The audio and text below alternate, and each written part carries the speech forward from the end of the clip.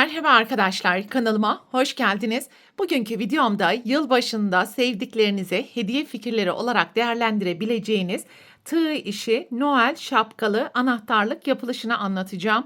Umarım sizler için faydalı bir video olur. Anlatımını yapacağım.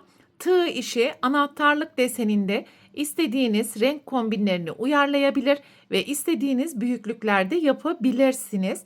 Anahtarlığın yapımı için gerekli olan malzemeler istediğiniz markalarda ve renklerde koton iplikler. Ben Himalaya Himagurumi'nin koton ipliklerini kullanıyorum arkadaşlar. Şapkanın üst kısmı için bir adet pompon, elinizle de yün pompon yapabilirsiniz. Anahtarlık klipsi, iğne ve anahtarlığı örerken de 2,5 milimetre tığ kullanacağız. Videonun yapılış aşamalarına geçmeden önce desteğinizi göstermek adına lütfen kanalıma abone olarak videomu beğenmeyi ve sevdiklerinizle paylaşmayı unutmayın. Hazırsanız haydi bir an önce anahtarlığın yapılışına başlayalım. Anahtarlığın yapılışına ilk düğümü attıktan sonra çok sıkı olmayan 26 zincir yaparak başlayalım.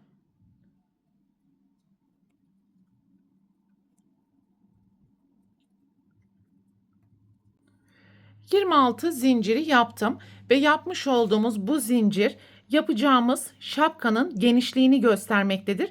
Daha geniş bir şapka yapmak isterseniz zincir sayısını çift sayı kadar artırabilirsiniz.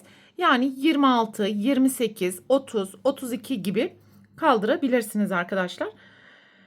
26 zinciri yaptıktan sonra zincirin yönünü hiç değiştirmeden birinci zincirin içerisinden kaydırma yaparak halka oluşturalım.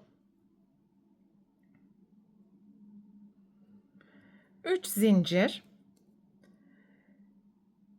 Sonraki zincirden başlayarak sıra sonuna kadar yapmış olduğumuz başlangıç zinciri ile birlikte toplam 26 ikili trabzan yaparak sıra sonuna kadar devam edelim.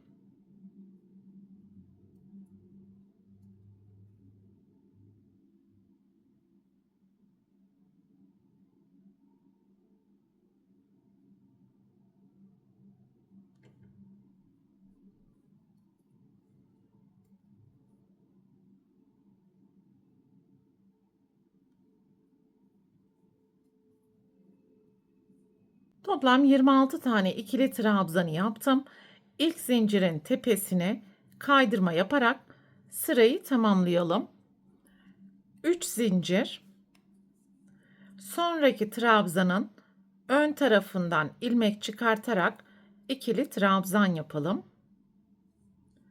Sonraki trabzanın arkasından ilmek çıkartarak ikili trabzan. Sonraki trabzanın ön tarafından ikili trabzan. Sonraki trabzanın arkasından ikili trabzan. Bu şekilde bir önden, bir arkadan, bir ön, bir arkadan şeklinde sıra sonuna kadar devam edelim. İkili trabzan yaparak.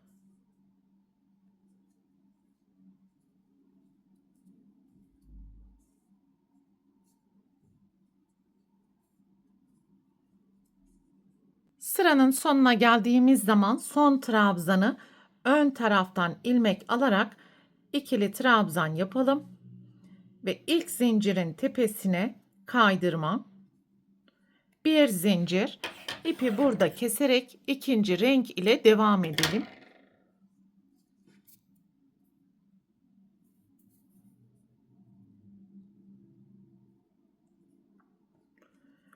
Yapmış olduğumuz herhangi bir trabzanın tepesinden ipi sabitleyelim. 2 zincir, sonraki trabzandan başlayarak sıra sonuna kadar başlangıç zinciri ile birlikte toplam 26 yarım trabzan yapalım.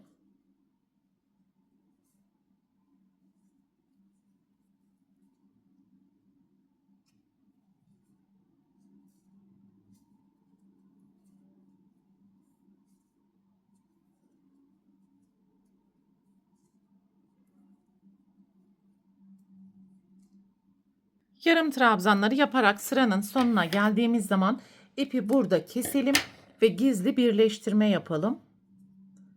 Zincirin hemen tepesinde görünen ilmekten tığı geçirelim.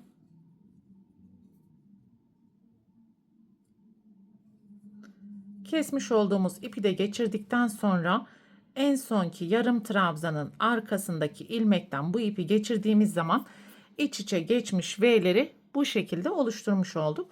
Bu ipi de şapkanın iç kısmından gizleyebildiğimiz kadar düğüm yaptıktan sonra gizleyelim.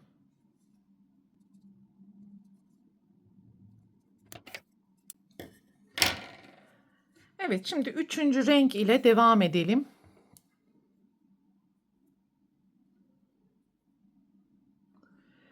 Yapmış olduğumuz herhangi bir trabzan tepesinden ipi sabitleyelim. 3 zincir. Sonraki trabzanın tepesinden başlayarak alt sırada yapmış olduğumuz tüm yarım trabzanların tepesine sıra sonuna gelene kadar başlangıç zinciri ile birlikte toplam 26 ikili trabzan yapalım.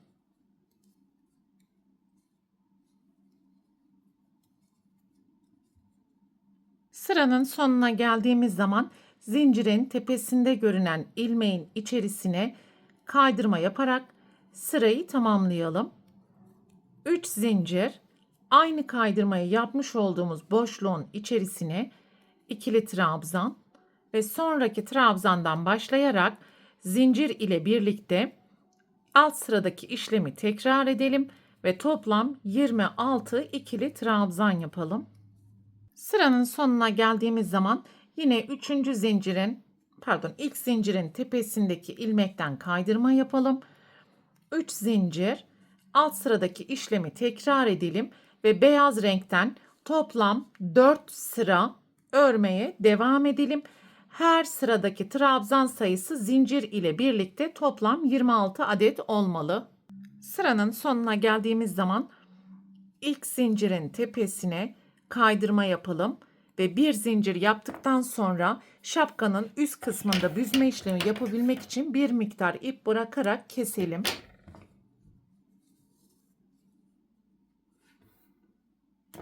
Şimdi ipimizi iğneye takarak şapkanın üst kısmını büzeceğiz.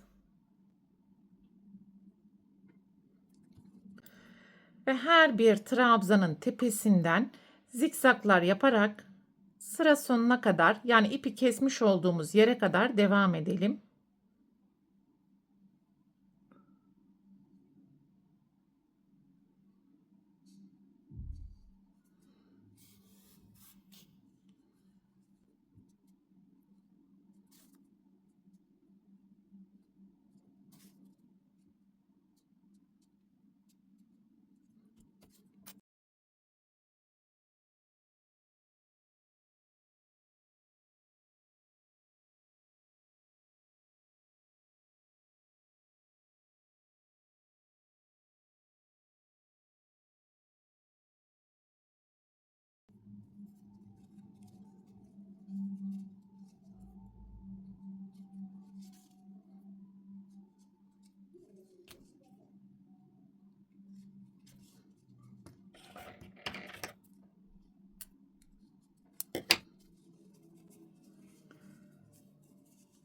Evet, şapkamızı bu şekilde oluşturmuş olduk.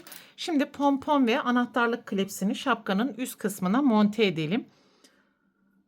Pompon yeşil olduğu için koton ipin 3 katını çıkartarak kalan 2 katla hem pomponu dikeceğiz hem de anahtarlık klepsini pompona monte edeceğiz.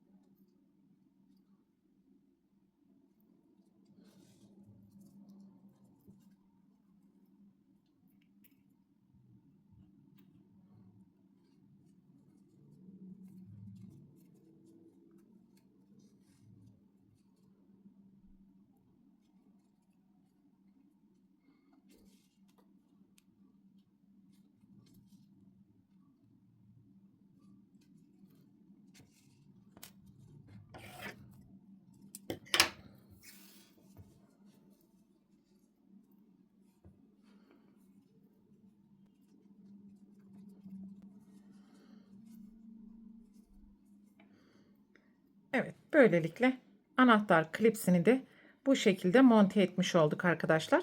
Burayı birazcık daha kamera arkasında ipini sıkıştıracağım ben. Bu videoda anlatacaklarım bunlardan ibaretti. Umarım sizler için faydalı bir video olmuştur. Sonraki eğitim videosunda görüşene dek lütfen kanalıma abone olarak videomu beğenmeyi ve sevdiklerinizle paylaşmayı unutmayın. Hoşça kalın.